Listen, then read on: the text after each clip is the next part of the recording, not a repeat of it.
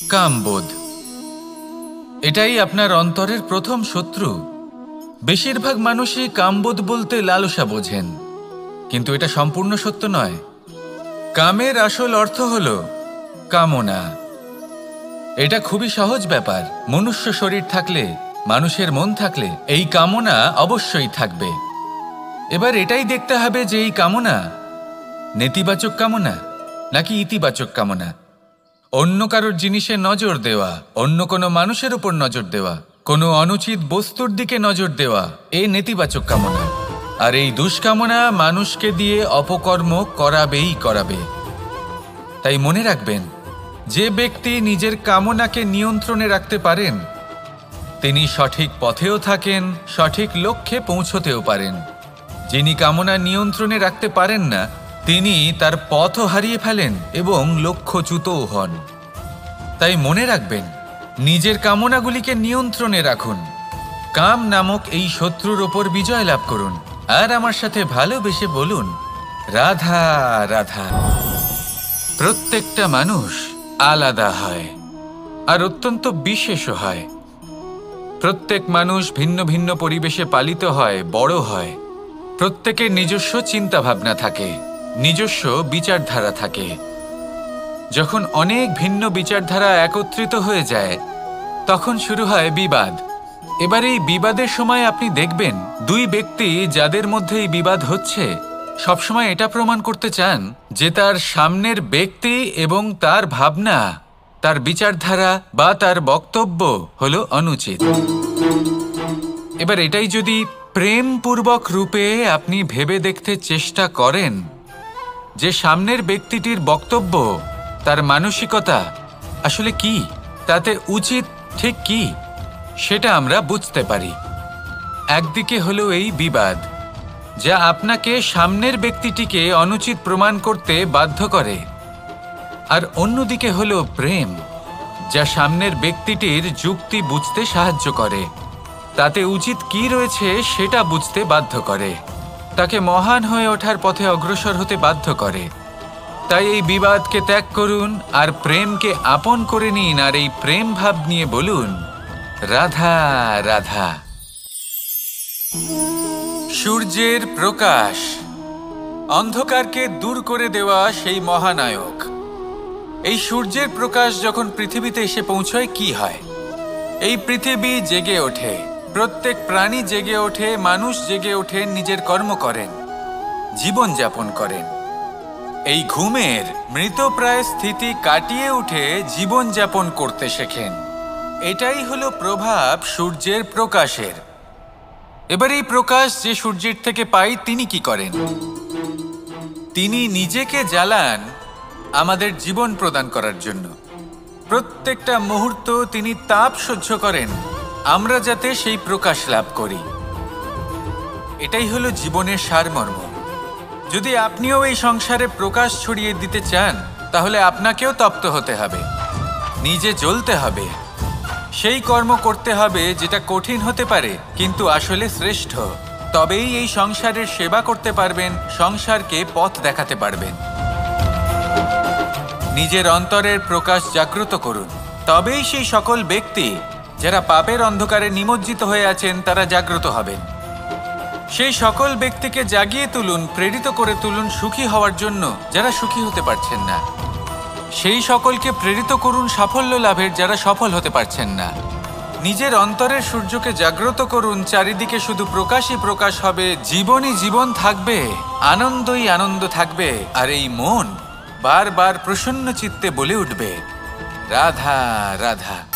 ছোটবেলা থেকেই আমি গরু চড়িয়ে অভ্যস্ত, সেই জন্য সকলে আমাকে গোপাল নামে ডাকত। কিন্তু গোপাল হয়ে আমি একটা অমূল্য শিক্ষা লাভ করেছি। আমি দেখেছি যে গৌশালাতে অনেক বাছুরের মধ্যে একটি গাই তার নিজের বাছুরকে অবশ্যই চিনে ফেলে। যেখানে সমস্ত বাছুর একই রকম দেখতে এবং প্রত্যেকের স্বরও সমান, তারপরেও সকল বাছুরের মধ্যে নিজের বাছুরকে ঠিক চিনতে পেরে যায় এবং তার সাথেই থাকে। ঠিক এইরকমই কিছুটা হয় আমাদের কর্ম এবং তার কর্মফল। আপনি সবার মাঝে থেকেও কোনো কর্ম যদি করেন সেই কর্মফল সবার মধ্যে আপনাকে চিনে ফেলবে এবং আপনার সাথেই থাকবে। তাই যখনই কর্ম করবেন ভেবে চিন্তে করবেন। কোনো কর্ম করার আগে একবার ভেবে দেখুন, তাহলে জীবনে বারংবার অনুতপ্ত হতে হবে না। কারণ বিষয়টা কিছুটা এরকম যে এই সংসারে আপনি কাল, কর্মফল এবং সময় এই তিনের হাত থেকে কখনো লুকোতে পারবেন না, কখনো পালাতেও পারবেন না।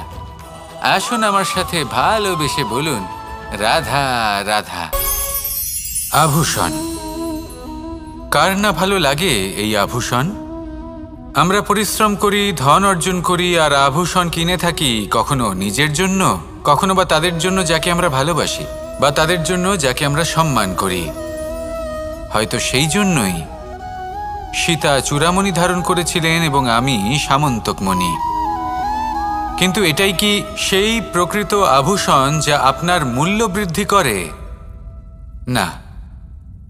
শ্রীরামের আভূষণ হলো ওনার নম্র ভদ্র ব্যবহার। মাতা সীতার আভূষণ হলো ওনার সততা, ওনার নিষ্ঠা, ওনার ত্যাগ। অর্জুনের আভূষণ ছিল ওনার একাগ্রতা। রাধার আভূষণ ওনার প্রেম। এই আভূষণ কোথাও নেই, আপনার মনে আছে। যদি আপনার মনে মিষ্টতা থাকে, তা শান্ত হয়, তাতে সততা থাকে, নিষ্ঠা থাকে এবং প্রেম থাকে, তাহলে আপনার অন্য আর কোনো আভূষণের কোনো প্রয়োজন নেই। আপনি যতই ভিড়ের মাঝে থাকুন, আপনার ঔজ্জ্বল্য চোখে পড়বে। আসুন আর আমার সাথে ভালোবেসে বলুন, রাধা রাধা। প্রেমের পরিভাষা আসলে কি?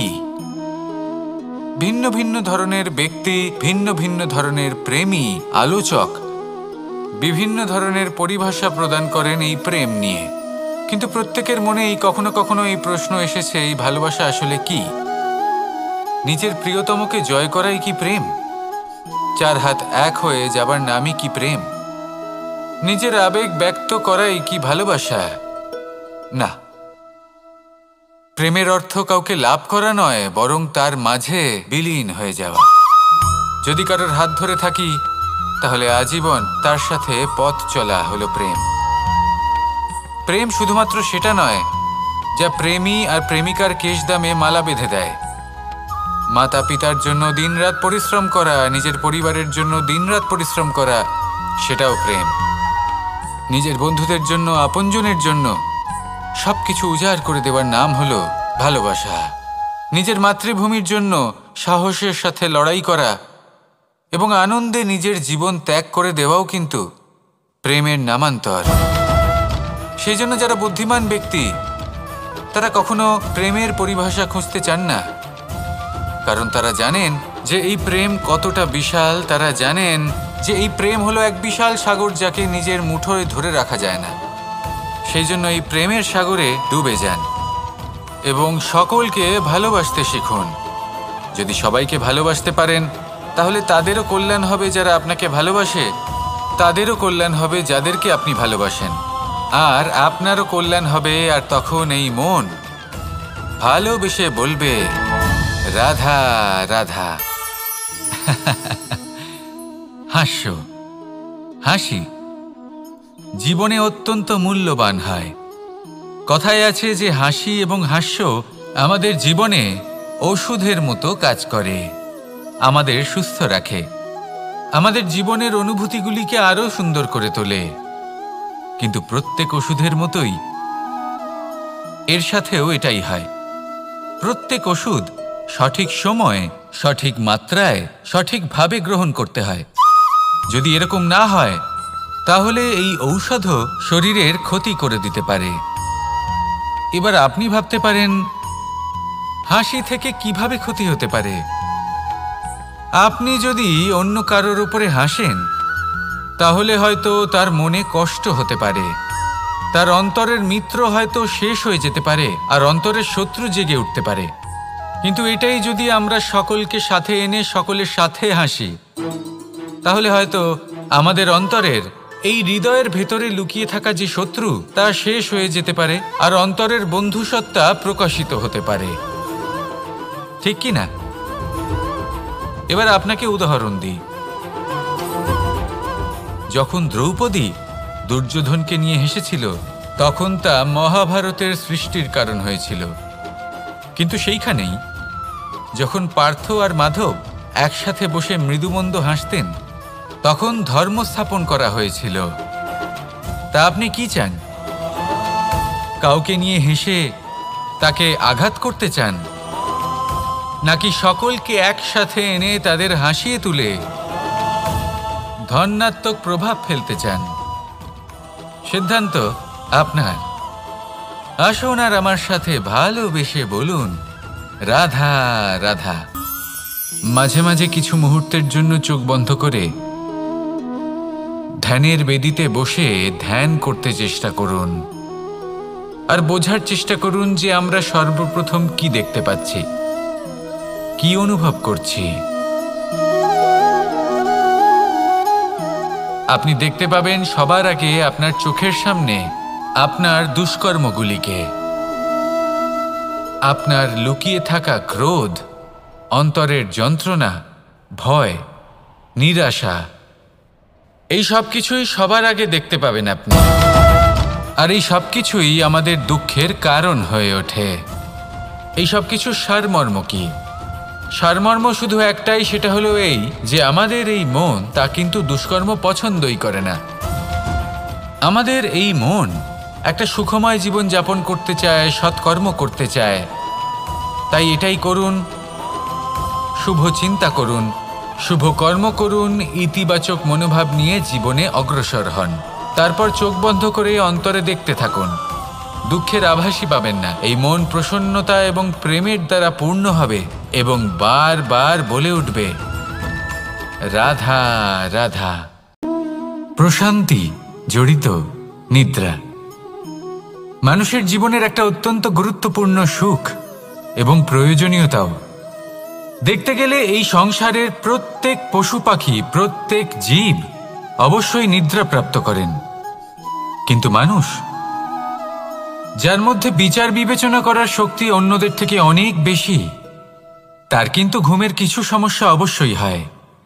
কি বলেন? তাই তো। এবার এর কারণ কি? চিন্তা।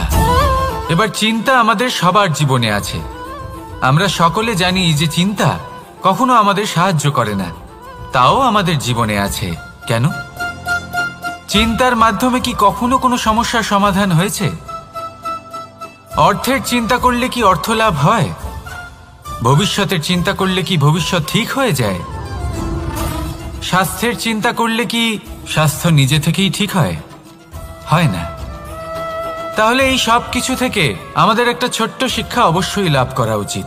আপনিও আপনার কাঁধ থেকে চিন্তার এই বোঝা নামিয়ে ফেলুন। আর ইচ্ছে, এই সব ইচ্ছে একত্রিত হয়ে আমাদের মনে চিন্তা উৎপন্ন করে। তাই এই চিন্তাগুলিকে ত্যাগ করুন। প্রকৃতির প্রেমের ওপর বিশ্বাস রাখুন। মনে রাখবেন, যিনি চিন্তামুক্ত হবেন তিনি চিতামুক্ত হবেন।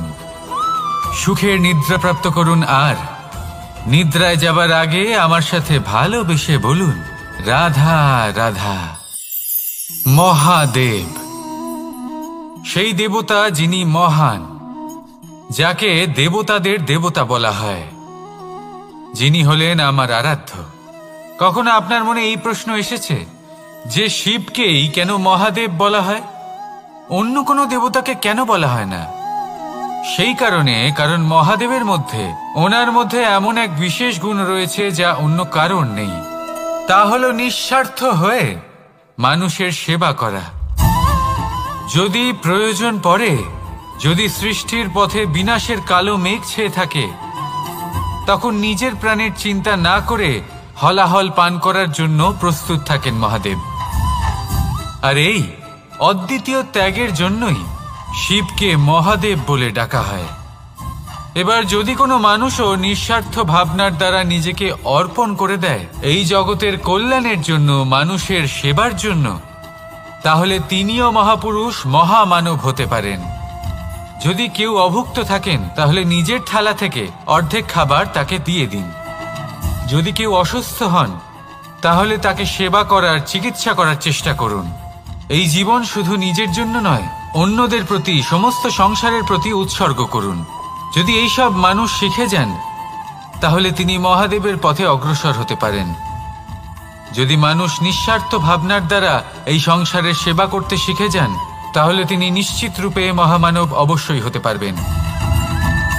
আসুন আমার সাথে ভালোবেসে বলুন, রাধা রাধা।